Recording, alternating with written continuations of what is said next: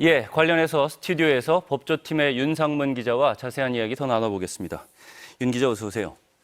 예, 오전까지는 특검 측에서 조사가 잘 됐다 이렇게 얘기했는데 오후에는 1시 반부터 4시 45분까지 그러니까 3시간 반 동안입니다.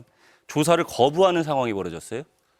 네, 그렇습니다. 앞서 현장 기자가 전해준 것처럼 예. 윤 전 대통령 측이 질문하는 사람을 바꿔달라 이런 요구를 했습니다. 그래서 특검 측이 결국 김정국, 조재철 부장검사를 투입해서 국무회의와 의결과 외환죄 관련 조사를 진행을 했는데요. 네. 특검 관계자는 그런데 윤 전 대통령의 조사 거부 상황도 충분히 있을 수 있는 일이었다. 이러면서 전혀 동요하지 않는 분위기였습니다. 소환에 성공한 만큼 조사할 부분은 충분히 조사를 해야 된다고 판단을 해서 체포 방해 부분은 나중에 조사하더라도 일단 조사 재개에 나선 것으로 보입니다. 예, 근데 보통 피해자 같은 경우에 보통의 피의자라면 이렇게 조사를 거부하는 것조차 사실은 쉽지는 않은 일이잖아요. 근데 결국 조사를 이어갔다고는 하지만 2시간 넘게 조사가 중단되기도 했고요. 그러니까 12.3 계엄 이후를 돌아보면 윤 전 대통령은 그동안 이른바 법기술을 동원해서 지금까지 수차례 조사를 거부한 적이 있었습니다.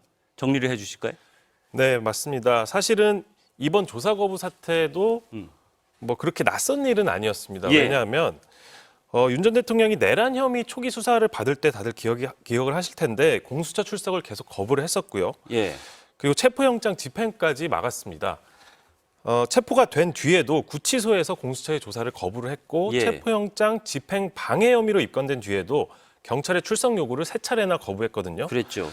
그래서 이번에는 그래도 조사가 무난히 이뤄지나 싶었는데 결국 1시간 만에 조사가 파행으로 끝났습니다. 예. 그렇다면 이후에 또 추가 소환은 이루어져야 할 것으로 보이고 또 그래야 할 텐데 추가 소환도 그렇고요. 제가 볼 때 이 소환을 하더라도 오늘과 같이 또 조사자 변경을 요구하거나 이런 부분에 있어서도 특검에서 앞으로 또 어떻게 하겠다 이렇게 계획을 밝힌 게 있습니까?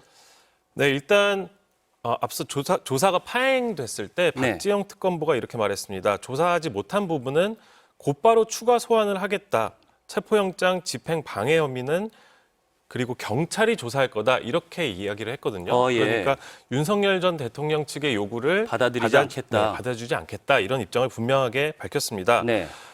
그렇기 때문에 추가 소환이 있을 때 윤 전 대통령이 또다시 경찰 조사를 트집 삼아서 조사를 거부할 수 있는 가능성도 남아 있는 건데요. 예. 박지영 특검보가 이것 역시 조사 불응으로 간주하고 후속 조치를 검토할 것이라고 밝힌 만큼 강제 조사도 진행할 수가 있을 것 같습니다. 예.